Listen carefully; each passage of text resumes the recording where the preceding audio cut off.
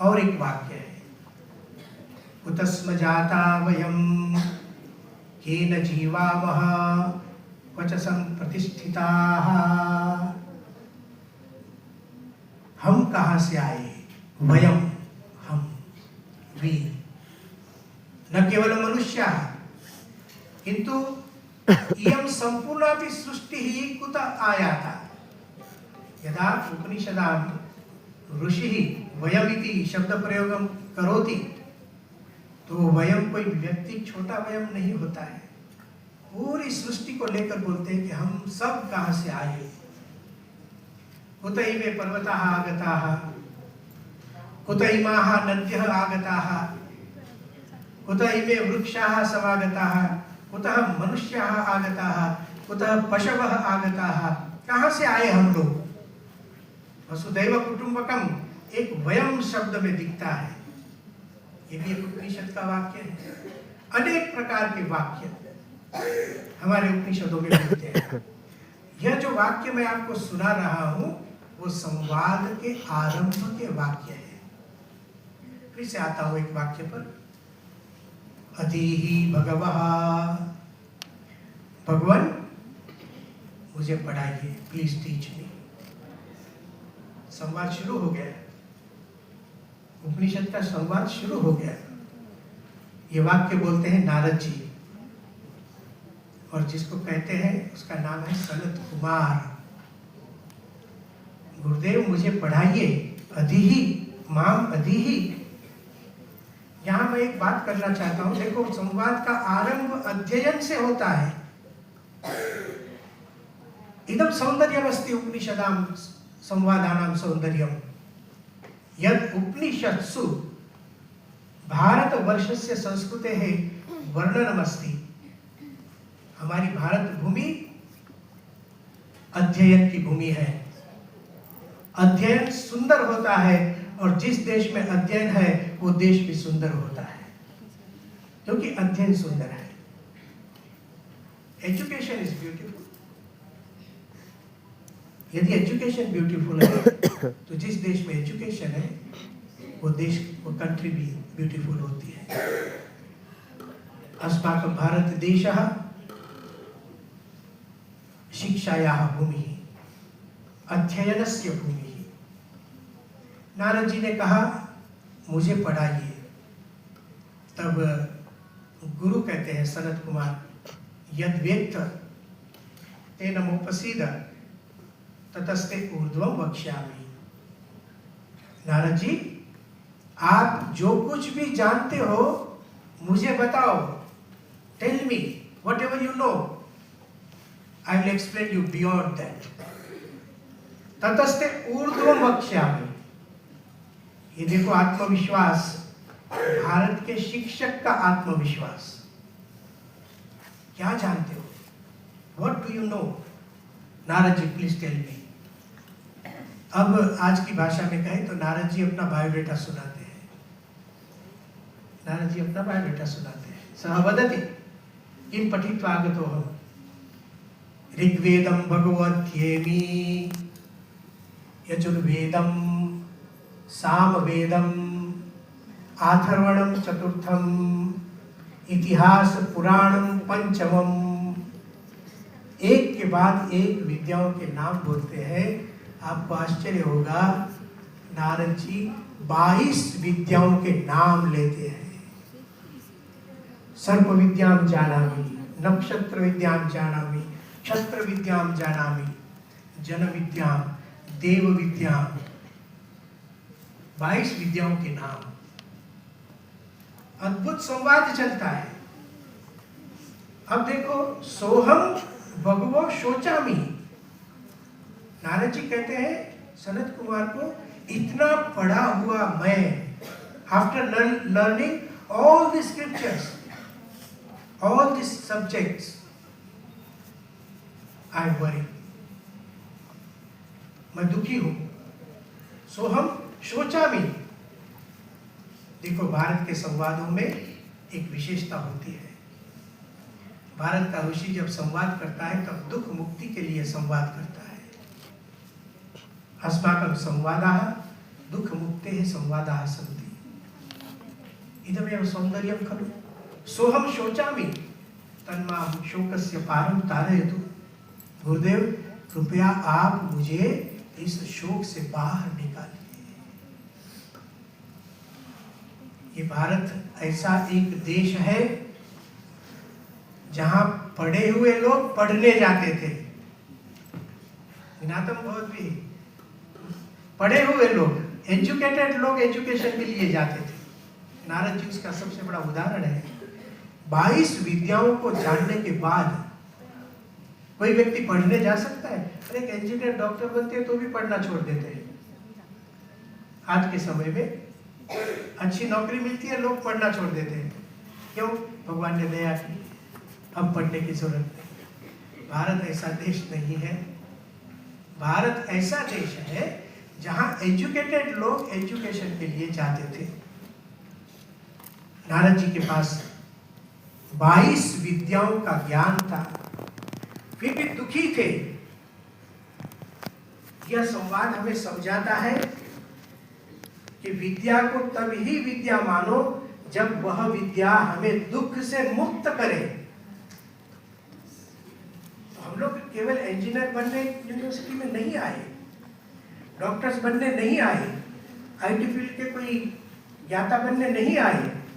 हमारे विद्याओं का मूल तात्पर्य दुख मुक्ति है। आज तो दुर्दशा यह है विश्वविद्यालयों की, अत्र एवं वर्तते विद्यासु दुःखमस्ति। लोग पढ़ते पढ़ते दुखी हो जाते हैं, टेंशन में आते हैं। मुझे लगता है आप लोग हंस रहे हैं तो आपको समझ में आ गया। सा विद्या या विमुक्त है, हमें दुख से छूटना है। आप एक के बाद एक संवाद देखिए, अद्भुत संवाद। एक एजुकेटेड व्यक्ति नारद जी जैसा 22 विद्याओं में जानकार और गुरु के पास जाता है और प्रार्थना करता, ही भगवान। अज्ञानी नहीं गए, पढ़ने वाले गए। फिर सनत कुमार ने क्या कहा? देखो संवादस्य सौंदर्यम पश्यन्तु। सनत कुमार ने क्या कहा? नारद जी ने तो पूछ लिया, मुझे पढ़ाइए। सनत कुमार ने जब नारद जी का बायोडेटा सुना, ऋग्वेदम भगवत गीता यजुर्वेदम, तो सनत कुमार ने कहा, नारद जी नामेवैतत्, आपको लगता है आप पढ़कर आए, आपको खाली नाम ही आते हैं, विद्या तो कुछ और ही बात है। तो कहते मुझे समझाओ विद्या क्या है। तब जो उपदेश दिया सनत कुमार ने नारद जी को, वो वेदांत में उसे भूमा विद्या कहते हैं। भूमा विद्या, भूमा का अर्थ है हाईएस्ट, दी हाईएस्ट, विशाल, सबसे बड़ा। भूमा वै तत् सुखम नाल्पे सुखम अस्ति। जो सबसे बड़ा है वहीं पर सुख है। अल्प, भगवान से तो सब छोटे हैं, अल्प में कहीं पर भी सुख नहीं। भूमा वै तत् सुखम नाल्पे सुखम अस्ति सुखम त्वैव विजिज्ञासितव्यम। नारद जी, आपको सुख क्या है वो पता नहीं है। सुख की व्याख्या भी पता होनी चाहिए।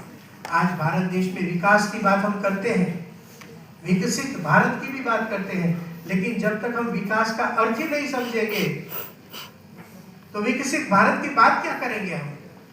आज हम मानते हैं कि रोड रास्ता बन जाए विकास, आज हम मानते हैं एजुकेशन सेंटर्स बन जाए विकास, ठीक है, अच्छी बात है, वो होना ही चाहिए। लेकिन अस्माकं भारत देशः तत्रैव न तिष्ठति। पश्यन्तु अत्र संवादे सौन्दर्यं किमस्ति? यः सर्वमहान् वर्तते, यः भूमा अस्ति तत्र सुखमस्ति इति अस्माकम् उपनिषदः वदन्ति। दूसरा एक उपनिषद हम यहाँ लेते हैं जिसमें पिता और पुत्र का संवाद है। एक गुरु शिष्य का संवाद हमने सुना, एक पिता और पुत्र का संवाद है, जो उपनिषद का नाम है छांदोग्य उपनिषद। और उसके 6ठे अध्याय में, तत्र 6ठः अध्यायः वर्तते छांदोग्य उपनिषदः। तत्र पितुः पुत्रस्य च संवादः। पिता उद्दालक है, और पुत्र श्वेत केतु। पिता कहते हैं पुत्र को वस ब्रह्मचर्यम, ब्रह्मचर्य का पालन करो, पढ़ने जाओ। देखो भारतीय संस्कृति, वैदिक काल से हमारे यहाँ शिक्षा है। मुझे ये पता नहीं कि आज से कम 10,000 वर्ष पूर्व इस पृथ्वी के ऊपर का जो आकाश है उसके नीचे कौन सी धरती पर 10,000 साल के पहले भी पढ़ने पढ़ाने की बात हो रही थी। वो हमारा भारत देश है। एक पिता पुत्र को कहता है बस ब्रह्मचर्य, ब्रह्मचर्य का पालन करो, पढ़ने जाओ। श्वेत केतु पढ़ने जाता है। सर पठितुं गतवान् द्वादश वर्ष पर्यंतम तेन अधीतम, 12 साल तक उसने पढ़ाई की। पीछे वापस आया, घर पर गुरुकुल में पढ़कर आया। यदा पिता उद्दालकः तं पति पश्यति, श्वेत केतु को देखते हैं तो विद्या का तेज नहीं दिखता है। तत्र विद्यायाः तेजः नासीत्, अभिमानम् आसीत्। मैं कुछ पढ़कर आया हूँ, विद्यायाः अभिमानम्। पिता समझ जाते हैं और कहते हैं आपके मुख पर विद्या का तेज नहीं दिख रहा है, आपके मुख पर तो अभिमान दिख रहा है। क्या कुछ भगवान की बात पूछी या नहीं? क्या पढ़कर आ गए? 12 साल बिगाड़ दिया। जो नहीं पढ़ना था पढ़कर आए। किम अधीतम भवद्भिः तदा पिता पृच्छति पश्यन्तु इदमेव सौंदर्यम, संवादस्य सौंदर्यम। पिता और पुत्र में कैसा संवाद होना चाहिए, इसका ये बहुत बड़ा उदाहरण है। अस्माकं गृहे कथं संवादः भवेत्। तो पिता कहते हैं उद्दालक, क्या आपने भगवान के बारे में पूछा ही नहीं गुरुजी को? प्रश्न ऐसा है उपनिषद में, उत्तम आदेशम अप्राक्ष्यः, उत्तम आदेशम अप्राक्ष्यः। आदेश शब्द का अर्थ होता है आदिश्यते अनेन इति आदेशः। 2-3 अर्थ है, उसमें एक उसका अर्थ है परमात्मा स्वयं, भगवान। अब सभी भारतीयों को यह संवाद सुनाने जैसा है। जिसने शादी कर ली है उनकी बात करता हूँ। पति पत्नी को कैसे वार्तालाप करना चाहिए, क्योंकि प्रत्येक घर में आवाज तो होती है, वादः भवति, कोलाहलः भवति, संवादः कुत्र भवति। तो सीखने के लिए एक अच्छी जगह है, दोनों के लिए है। पति के लिए भी मिलेगा यहाँ से, पत्नी के लिए भी मिलेगा। प्रथमं वाक्यं तत्र संवादस्य उद्यास्यन्वा अरे अहम अस्मात् स्थानादस्मि। याज्ञवल्क्य के नाम के एक महर्षि जो पति है स्वयं, उनकी 2 पत्नियां हैं, एक मैत्रेयी और दूसरी कात्यायनी। क्या कहते हैं याज्ञवल्क्य? संवाद का पहला ही वाक्य, उद्यास्यन्वा अरे अहम अस्मात् स्थानादस्मि। मैं इस स्थान को छोड़कर उद्यास्यन वानप्रस्थ लेना चाहता हूं, तो आप मुझे अनुमति दें। ये कितना विनम्रतापूर्ण वाक्य है एक पति का पत्नी के लिए। और याज्ञवल्क्य पत्नियों को छोड़ना चाहते हैं, लेकिन प्रेम के साथ। संन्यास है, अनादर नहीं है। संन्यास लेंगे, अभी चले जाएंगे, वन में चले जाएंगे, लेकिन पत्नियों के साथ प्रेम तो उनका परिपूर्ण है। बताओ, मुझे जाना है, मुझे अनुमति दो। क्या आप क्या करेंगे? हमारे लिए क्या करेंगे? तो याज्ञवल्क्य कहते हैं ये भूमि ही भवति, ये जो भूमि है वो भूमि का दान करके जाता हूँ, आपकी आजीविका चलेगी। ये पैसा है थोड़ा धनम, तो वहाँ भी धन शब्द का प्रयोग है। मुझे आश्चर्य होता है कि पहले ही उपनिषद के पहले ही मंत्र में धन शब्द का प्रयोग है। तेन भुजिता मांगस्य स्वित, ये पैसे ने तो पहली जगह ले ली है, पहले मंत्र में ले ली है। त्याग के साथ में धन भी आ गया, मतलब करेंसी भारत के लिए नई नहीं है। India is a country, we have currency since वैदिक का। वित्त शब्द का प्रयोग भी बहुत आता है, आगे हम बात करेंगे। तो जब याज्ञवल्क्य ने कहा धनम दास्यामि, मैं आपको धन देता हूं, तब पत्नियों ने पूछा, मैत्री और कात्यायनी ने, एतेन धनेन किम भविष्यति, आप हमें पैसा देंगे, पैसे से काम क्या होगा? तब याज्ञवल्क्य कहते हैं, यथा धनवताम स्यात् तथा भविष्यति, पैसे वाले लोगों का जितना काम होता है उतना काम होगा। क्या अमृतत्व की प्राप्ति मुझे होगी?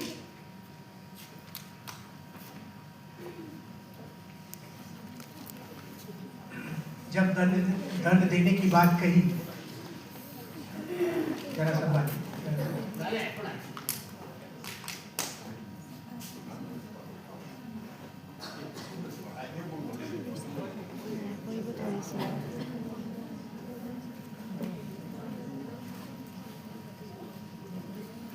जब दंड देने की बात कही, तब पत्नियों ने पूछा, क्या पूछा? पत्नियों ने कहा, किम अमृतत्वस्य आशास्ति वित्तेन, आप जो धन हमको दे रहे हैं, क्या मुझे उससे अमृतत्व की प्राप्ति होगी? ये वैदिक कालीन पत्नी का वाक्य है। आज की आधुनिक काल की पत्नियों ने सोचना चाहिए वो पति को कैसा प्रश्न पूछते हैं। आधुनिक युग में तो पत्नी भी पति को कहेगी कितना पैसा दोगे। सही बात है, गलत? आधुनिक काल में पति भी ऐसे होते हैं, पत्नी भी ऐसे है। यदि संस्कृति की रक्षा नहीं है तो, नहीं तो अच्छे पति भी है, अच्छी पत्नियां भी है। अमृतत्वस्य किम आशास्ति वित्तेन, तब याज्ञवल्क्य ने स्पष्ट उत्तर दे दिया, अमृतत्वस्य तो नाशास्ति वित्तेन, पैसों से अमृतत्व की प्राप्ति नहीं होगी। अरे जिन पैसों को छोड़कर आप चले जा रहे हो वन में, वो पैसा हमें लेकर जा रहे हो, आप कैसे पति हो? तो कहते हैं, पत्नियां कहती हैं, जिस विचार से, ये न विचारेण, जिस विचार से आप वन में चले जा रहे हो, वो विचार हमको सुनाइए। कितनी बड़ी बात है, देखो, ये पति पत्नी के संवाद है। और तब याज्ञवल्क्य वदति, उत्तरम वदति, प्रियारे, देखो मैत्रेयी कात्यायनी, आप दोनों मुझे प्रिय हैं, लेकिन जब आप मुझे अमृतत्व की बात पूछ रहे हो तो प्रियतरा, अधिक प्रिय बन गई हो। भारत का संन्यास प्रसन्नता से होता है। और तब जब पत्नियों ने कहा, तो याज्ञवल्क्य उत्तर में पहला ही उत्तर देते हैं। कौन से विचार से याज्ञवल्क्य वन में जाते हैं? नवारे पत्युः कामाय पति प्रियो भवति, आत्मनस्तु कामाय पति प्रियो भवति। स्पष्ट वाक्य। मैत्रेयी, मैं आपका पति हूं, इसलिए तो मैं प्रिय हूं, ये बात गलत है। अहम तव पति अस्मि, अतः भवत्याः प्रिया अस्मि इति अलीकम्, इति सत्यम न। एक पत्नी को ऐसा बोलना कितना कठिन होता है। ये भारत की बात है। मैत्रेयी प्रसन्न होती है और फिर जो उपदेश दिया, सब बात बोलते ना, नवारे जायायै प्रिया, प्रियाय जाया प्रिया भवति, आत्मनस्तु कामाय जाया प्रिया भवति।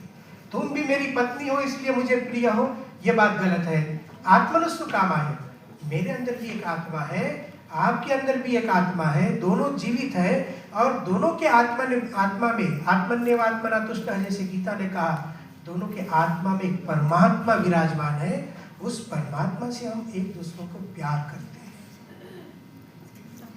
बात तो सही है। यदा कस्यचित् मृत्युः भवति तो पति पत्नी भी पति का स्पर्श भी नहीं करेंगे, पत्नी मृत्यु हो अनंतर। क्यों? आत्मा नहीं है, फिर वो शव बन जाता है, मुर्दा बन जाता है, उससे डरते हैं।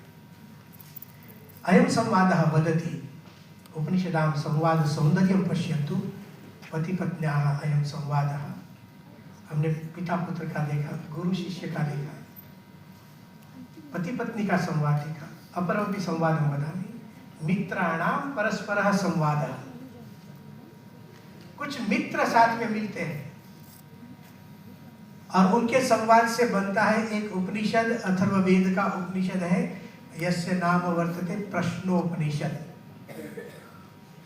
तत्र षड् मित्राणि सन्ति,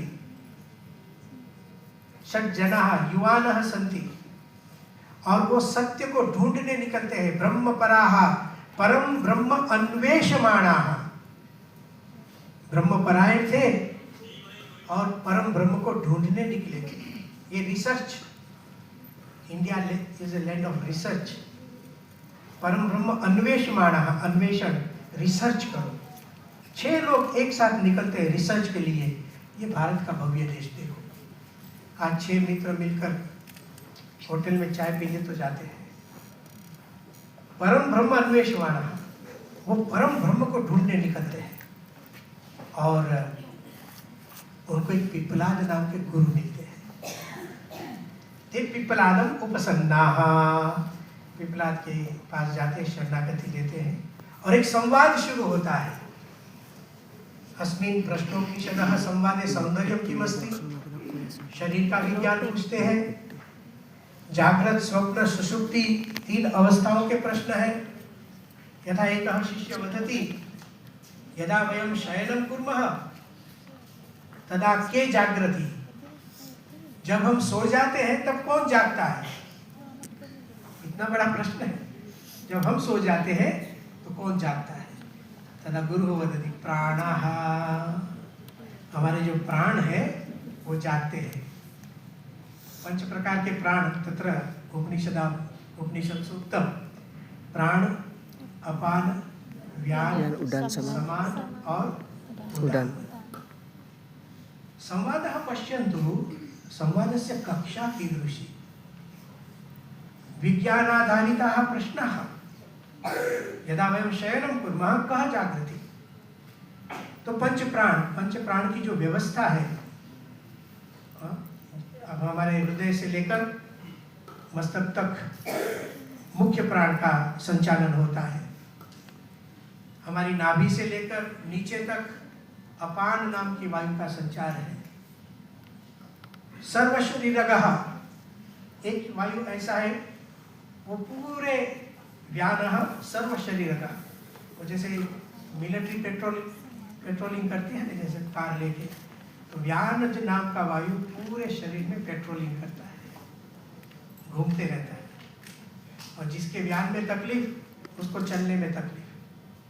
कभी यहाँ दुखा होता है, कभी यहाँ दुखता है, कभी यहाँ दुखता है। व्यान का तकलीफ है। एकः वायुः समानः समं नयति इति समानः। हम जो भोजन करते हैं तो सब जाता है पेट में, अच्छा है, एक जगह पर जाके फिर डिस्ट्रीब्यूशन होता है। नहीं तो कोई इंद्रिय पहले खींच लेगी, कोई पहले खींच लेगी तो तकलीफ हो जाएगी। समान नाम का वायु, समानः यह वायु वर्तते समं नयति इति समानः। यत् अस्माभिः भक्षितं खादितं तत्र समम इत्युक्ते आँखों के लिए जितना चाहिए वो आँख को पोषण करता है। कान को जितना चाहिए कान को, क्योंकि हम आँखों से पूरा दिन देखते हैं, पूरा दिन सुनते हैं, तो सबको शक्ति चाहिए। तो समान वायु हमारे भोजन में से समम, जिसको जितना चाहिए आवश्यकता के अनुसार उसको भोजन करवा देते हैं। जब हम सोते हैं तब, जागते हैं तब कोई निश्चित नहीं रहता है, इसलिए प्राण काम नहीं करते हैं ज़्यादा। यदा वयं जागृता स्मः तदा प्राणः तथा कार्यं न कुर्वन्ति यतोहि किमपि निश्चितं न भवति खलु। हम कभी भी खा लेते हैं तो प्राण बेचारा काम करने निकलता है बाहर, हम लोग कुछ दूध डाल लिया अंदर तो पूरा डिस्टर्ब हो जाते हैं। कुछ खा लिया हमने, आइसक्रीम खा लिया, सब डिस्टर्ब हो जाते हैं। इसलिए वो लोग क्या सोचते हैं, इसको सोने दो पहले, लेट हिम स्लीप बस, और हम सो जाते हैं। प्राण सब एक साथ काम करते हैं और पूरा शरीर का मेंटेनेंस होता है। प्रश्नोपनिषदि संवादेषु एतादृशः प्रश्नाः सन्ति। तत्र पंचमः प्रश्नः वर्तते। सत्यकाम इति शिष्यस्य नाम। सः पृच्छति पिप्पलादं प्रति, यदि कश्चित् ओंकारम् आलम्ब्य अभ्यध्यायीत, अर्थात ओम का उच्चारण करते करते ओम इति वदन अभ्यध्यायीत, वो ध्यान करता है, कथमं सवावलोकं जयति, उसको कैसे लोक की प्राप्ति होती है, उसे कैसा फल मिलता है। ऐसा प्रश्न सत्यकामः पृच्छति। तब पिप्पलाद कहते हैं कि बेटा सुनो, ओंकार की बात तो मैं करता हूँ, यदि कश्चित् ओंकारं वदति तर्हि कीदृशं फलं भवति तत्तु वदिष्यामि, किन्तु प्रथमं तु ओंकारस्य कः अर्थः। ओंकार केवल ध्वनि नहीं है, Omkar is not just a sound, Omkar is a meaningful sound.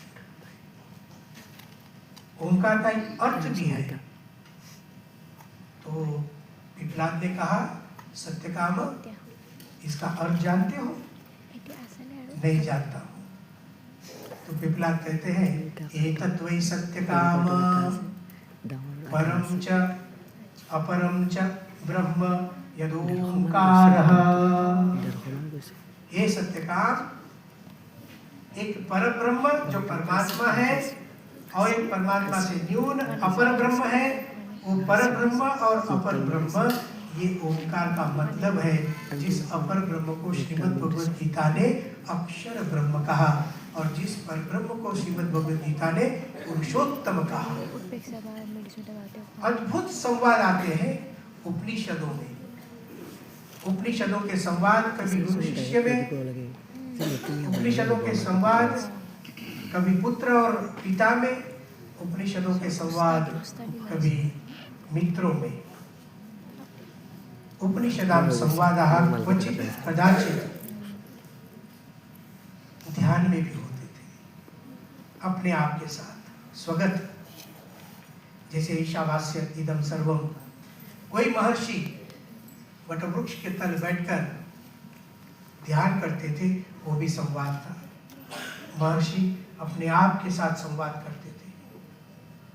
आत्मना सह संवाद, कोहमस्मि कुत आयाता क्व गमिष्यामि, अपने आप के बारे में सोचते थे, कभी अपने आप के साथ, कभी दूसरों के साथ, कभी राजाओं की सभा में।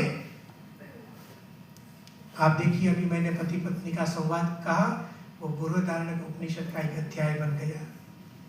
उसी बृहदारण्यक उपनिषद में एक राजसभा का संवाद आता है। जनको नाम राजा आसीत्, तेन एकः यागः कृतः। जनक नाम के एक वैदिक राजा थे, उसने यज्ञ किया।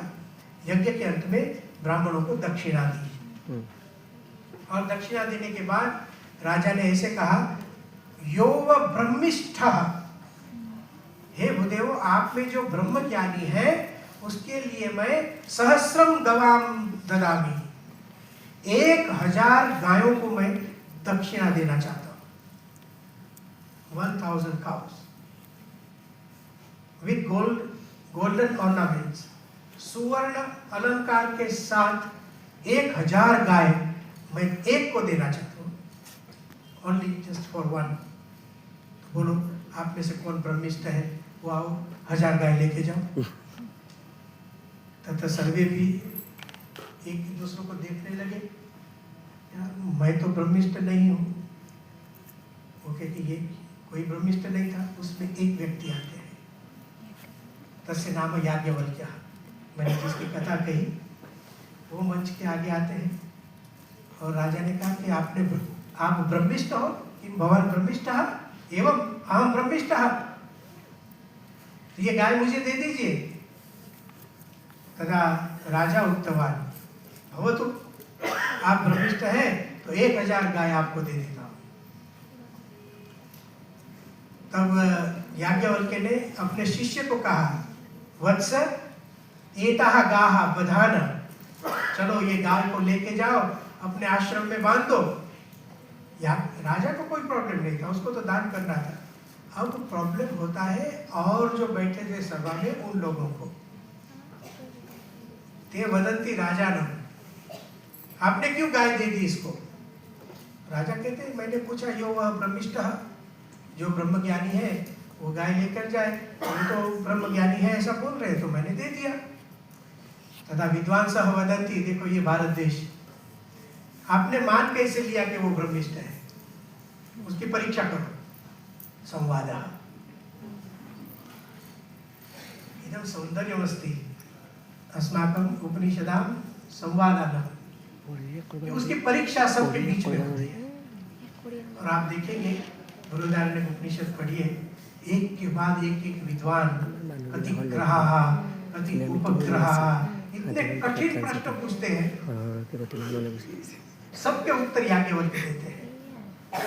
फिर सब थक जाते हैं, तो फिर बोलते हैं चलो ठीक है, थक गए इसलिए हम भवतु एताः बजा देते। लेकिन उस समय एक विदुषी खड़ी होती है जिसका नाम है गार्गी। सा गार्गी वदती, अभी मुझे पूछना बाकी है, ठहरो बैठो। सब खुश हो जाते हैं, पंडित पूछो पूछो इसको हराओ, कुछ भी करो इसको हराओ। तथा गार्गी प्रश्नान् पृच्छति, अद्भुत अध्याय है। गार्गी कहती है याज्ञवल्क्य को, याज्ञवल्क्य यदिदं सर्वं पृथिव्यां तदप्सु ओतं च प्रोतं च कस्मिन् खलु आपः ओताश्च प्रोताश्चेति।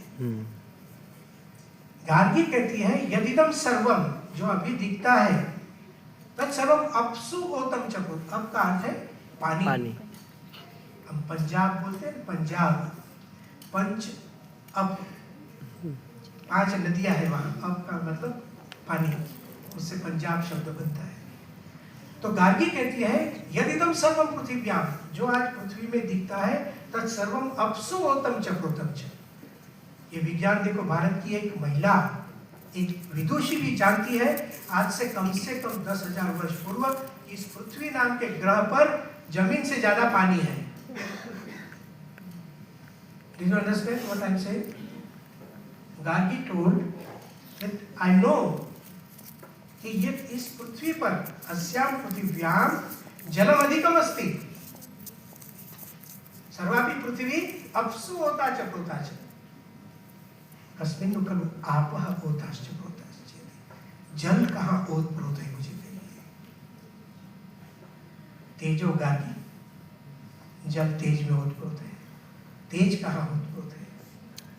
वायु गार्गी, वायु पुत्र ओतश्च प्रोतश्चेति। अंतरिक्ष लोके गार्गी, अंतरिक्ष लोकः पुत्र ओताश्च प्रोताश्चेति। ऐसे करते करते नक्षत्र लोक, ये आदित्य लोक बोलते बोलते एक प्रजापति लोक आता है। सर्वम प्रजापति लोके ओतं च प्रोतं च। तथा गार्गी ही पृच्छति पुनः, वो पूछने के स्वभाव वाली थी, मतलब विदुषी थी, क्वेश्चन आंसर करने वाली विदुषी थी। उसके लिए उपनिषद ने शब्द प्रयोग किया है वाचक नवी। ठीक है, वाचक नवी। वाचक नवी, वाचक नवी का मतलब है वो शांत नहीं रहती थी कभी। तो उसने पूछा, प्रजापति लोक की बात आई, कुत्र प्रजापति लोकः ओताश्च प्रोताश्चेति। तो फिर याज्ञवल्क्य कहते हैं ब्रह्मलोकेषु गार्गी, वो प्रजापति लोक तो ब्रह्मलोक में है। ब्रह्मलोक अब एंड आ गया, दी एंड, एक्सट्रीम, जिसको हम भगवान का घर कहते हैं, वो ब्रह्मलोक आ गया। लेकिन पूछने का स्वभाव था, वाचक नवी। तो उसने पूछ दिया, क्या पूछा होगा? ब्रह्मलोकाः कुत्र ओताश्च कस्मिन् खलु ब्रह्मलोकाः ओताश्च प्रोताश्च। अब अभी तक उत्तर देने वाले याज्ञवल्क्य जैसा ही ब्रह्मलोक का प्रश्न पूछा तो गुस्से में आ जाते हैं। He was angry. Yajnavalkya was angry after listening to this question. कस्मिन् खलु ब्रह्मलोकाः ओताश्च प्रोताश्च। और याज्ञवल्क्य कहते हैं, माति प्राक्षी Gargi, now don't ask me. This is the limit. Bharat देश समझाता है प्रश्नों की भी एक लिमिट होती है। सबसे सरल प्रश्न आज लोग पूछते हैं वाई। हम कुछ भी बोलते हैं, कोई युवा पूछता है वाई, अरे भाई क्या वाई वाई करते हो, वाई वाई करेंगे हाय हाय हो जाएगी। Yes, we have to ask questions. Shrimad Bhagavad Gita ने हमें कहा है, प्रश्न पूछने के लिए कहा है, तद विद्धि परिणिपातेन परिप्रश्नेन सेवया। प्रश्न पूछना चाहिए, लेकिन ये तर्क है। प्रश्न एक तर्क की अपेक्षा रखता है, लेकिन लॉजिक की अपेक्षा रखता है, उसका एक लिमिट है। तर्कः अल्प विरामं ददाति, प्रश्नार्थम ददाति, न तो पूर्ण विराम। लॉजिक हमें अल्प विराम देगा, क्वेश्चन मार्क देगा, कॉमा देगा, फुल स्टॉप नहीं देगा। माति प्राक्षी गार्गी, और गार्गी के साथ जो संवाद होता है, और फिर याज्ञवल्क्य गार्गी को इस संवाद में अक्षर तत्व की महिमा कहते हैं, जिसका कभी नाश नहीं होता। एतस्य वा अक्षरस्य प्रशासने गार्गी सूर्या चंद्रमसो विद्युतो तिष्ठतः। यह अक्षर अविनाशी तत्व ऐसा है जिसकी आज्ञा में सूर्य और चंद्र भी रहते हैं। एतस्य वा अक्षरस्य प्रशासने गार्गी निमेषाः मुहूर्ताः अहोरात्राणि अर्धमासाः मासाः ऋतवः संवत्सराः अधितिष्ठन्ति। ये जो समय के विभाजन वो भी अक्षर तत्व से निकलते हैं। तो ये एक संवाद राजाओं के महल में होता है। भारत वर्ष एक संवाद का वर्ष है। संवाद की भूमि, घर में पति पत्नी में संवाद, पिता पुत्र में संवाद, समाज में मित्रों के साथ संवाद, राजसभा में राजाओं के साथ संवाद, कभी अपने आप के साथ संवाद। वटवृक्ष के विश्वविद्यालय भारत में थे। हमारे महर्षि वटवृक्ष के नीचे बैठकर भी तत्व ज्ञान देते थे। मैत्रेयी ने एक तत्व ज्ञान दिया हमें, गार्गी ने एक तत्व ज्ञान दिया, याज्ञवल्क्य ने तत्व ज्ञान दिया। ऐसी अद्भुत भारत भूमि है। श्रीमद् भगवद गीता, जिसको हम उपनिषद मानते हैं, इति श्रीमद् भगवद गीतासु उपनिषद। संवाद देखो कितना अद्भुत संवाद है। श्रीमद् भगवद गीता के संवाद को हम विषय की दृष्टि से एक विभाजन करें तो उत्साह से निरुत्साह से पूर्णोत्साह, ये गीता का विभाजन। उत्साह से शुरुआत, फिर निरुत्साह और फिर पूर्णोत्साह। अब हम अर्जुन का केस स्टडी करते हैं। ये उपनिषद का ही एक संवाद है। अर्जुन का एक उत्साह दिखता है प्रथम अध्याय में। धनुरुद्यम्य पांडवा, जब युद्ध की भूमि पर आते हैं, अपना धनुष उठाते हैं। कैर्मया सह योद्धव्यम अस्मिन् रण समुद्यमे, मुझे बताइए मुझे किसके साथ लड़ना है। उत्साह है, भगवान भी उसके रथ को घुमाते हैं। फिर निरुत्साह हो जाते हैं युद्ध करने के क्षण में, और उसी स्थान पर सीदंती मम गात्राणि मुखम च परिशुष्यति वेपतुश्च शरीरे में रोमहर्षश्च जायते। जिसने धनुष उठाया था उसने धनुष छोड़ दिया। Now Arjun has become emotional. एक संवाद का सौंदर्य है, एक करुणता है, एक महारथी। अर्जुन एक महारथी, महारथ उसको बोलते हैं महाभारत में, जो एक योद्धा 10,000 रथ में सवार योद्धाओं के साथ युद्ध करने का कौशल रखे, उसको महारथी कहते थे। अर्जुन महारथी था, वो डर गया। धनुष छोड़ दिया, रथोपस्थे उपाविशत, रथ के पीछे जाकर बैठ गया, उत्साह से निरुत्साह। संवाद का सौंदर्य देखिए, एक रोते हुए अर्जुन को भगवान देखते हैं, तम तथा कृपया विष्टम अश्रुपूर्णा कुलेक्षणम विषीदंतम इदम वाक्यम उवाच मधुसूदन। भगवान अब संवाद करते हैं, क्लैब्यम मास्मगम पार्थ नैतत्त्वयि उपपद्यते। पार्थ तुम पार्थ हो, त्वयि त्वयि, ये त्वयि जब बोलते हैं ना भगवान तुम, तो उसमें पूरा अर्जुन दिखता है उनको, अर्जुन की वास्तविकता, तुम अर्जुन हो, नैतत्त्वयि उपपद्यते। और फिर पूरी भगवत गीता भगवान ने समझाई और अंते अर्जुन के मोह का नाश भी हो गया। नष्टो मोह स्मृति लगता तत्प्रसादान मयाच्युत गतोस्मि निसंदेह करिष्ये वचनम तव।